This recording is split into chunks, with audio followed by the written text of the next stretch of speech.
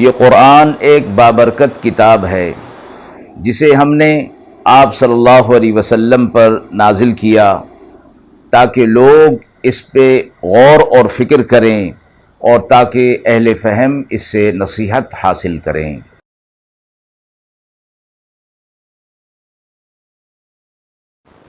بسم اللہ الرحمن الرحیم۔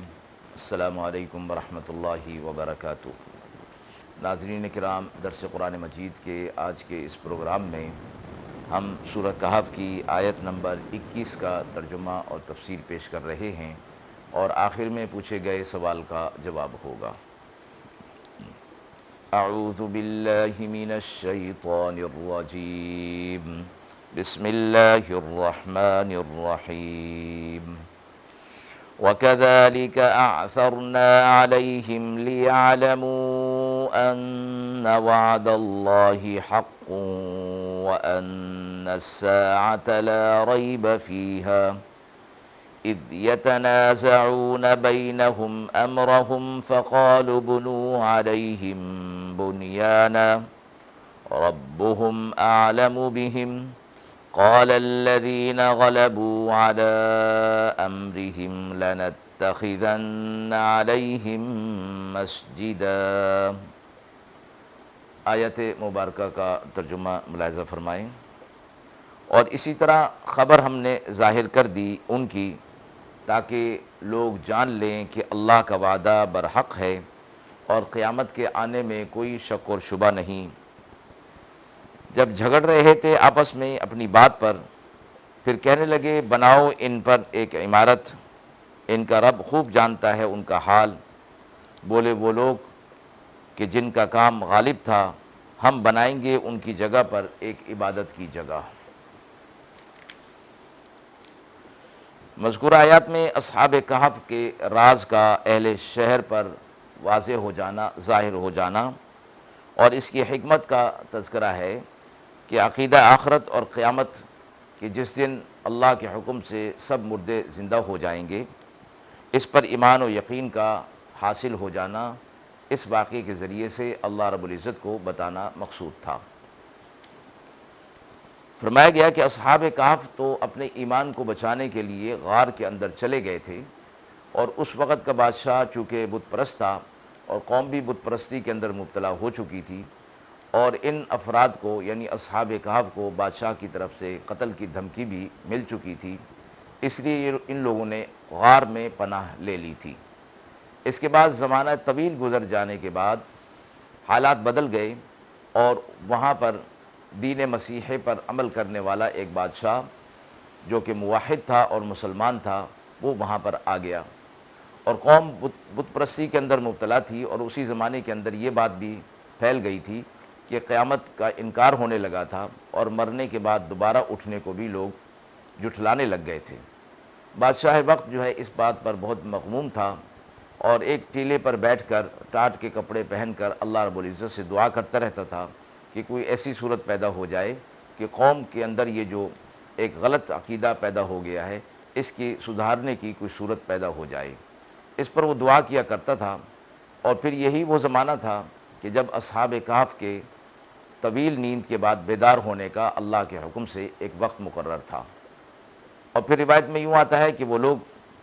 ظاہر ہو گئے، اور یعنی کہ وہ لوگ نیند سے بیدار ہوئے، اور جیسے پچھلی آیات کے اندر گزرا واقعے کے اندر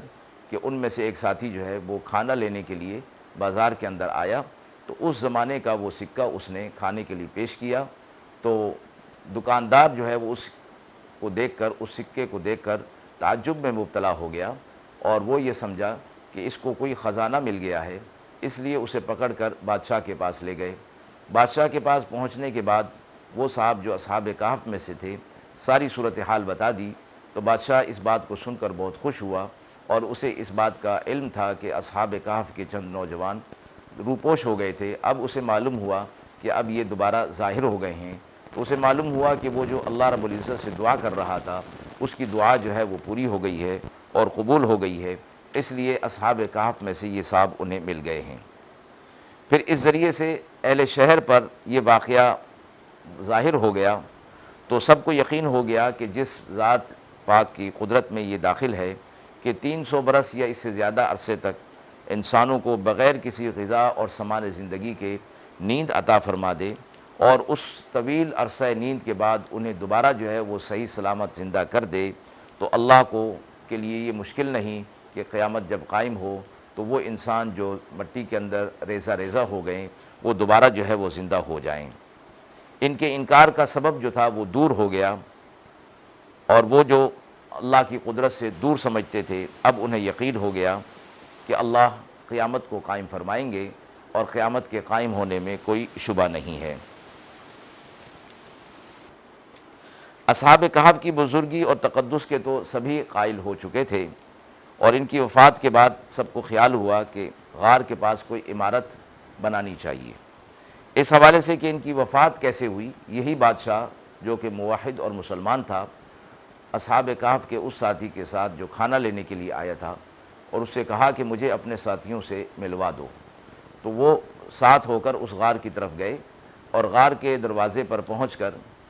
اس ساتھی نے یہ کہا کہ آپ یہاں ٹھہریں، میں اپنے ساتھیوں کو صورتحال جو ہے وہ بتا دوں۔ اندر جانے کے بعد انہوں نے ساری صورتحال بتائی تو سارے اصحاب کہف کے حضرات وہ سب باہر آئے اور بادشاہ کا استقبال کیا اور ملاقات کی۔ بعض روایت میں یہ آتا ہے